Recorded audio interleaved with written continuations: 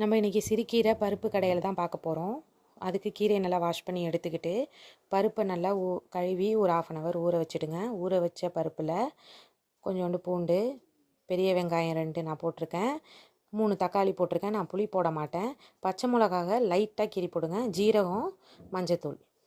இப்போ கீரையை மேலாப்பில் அப்படியே வைங்க, பருப்போடு போட்டு கலந்து வைக்காதீங்க.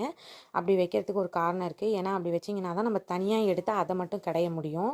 பருப்போடு சேர்த்து கடையும் போது கீரை டக்குன்னு மசியாது. அதனால நம்ம மேலாப்பில் வச்சோம்னா கீரையை மட்டும் அப்படியே எடுத்து நம்ம சட்டியில் போட்டு கடைஞ்சிக்கலாம். இப்போ வச்சுட்டு ஒரு 3 விசில் வைங்க. நான் கல் சட்டியில் தான் கடைய போகிறேன். ஏன்னா பருப்பு ஊற வைக்கலைன்னா சம்டைம் வேகாது.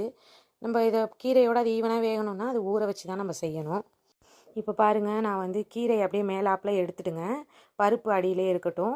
அப்புறம் அதில் பச்சை மிளகா இருக்கும் வேக வச்சது, அதோடு சேர்த்து நம்ம சட்டியில் கடையும் போது பசங்க சேர்த்து சில நேரத்தில் சாப்பிட்ருவாங்க. நம்மளுக்கே பயங்கர காரமாக இருக்கும். அதனால் வெந்ததுக்கப்புறம் அந்த பச்சை மிளகாவை எடுத்துடுங்க. இந்த மாதிரி தக்காளியும் எடுத்து போட்டு நல்லா அதில் போட்டு கடைஞ்சிருங்க. ஏன்னா இந்த மாதிரி தனியாக வச்சு நீங்கள் பண்ணும்போது கீரை நல்லா மசிஞ்சிடும்.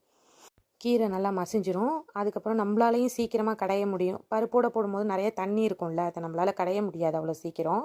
இந்த மாதிரி பண்ணிவிட்டு உப்பையும் சேர்த்து கொஞ்சோண்டு கடைஞ்சிட்டு நம்ம பருப்பில் போட்டு திரும்ப கலந்து வச்சிடலாம். பருப்பையும் சேர்த்து கடையணும்னு அவசியம் கிடையாது.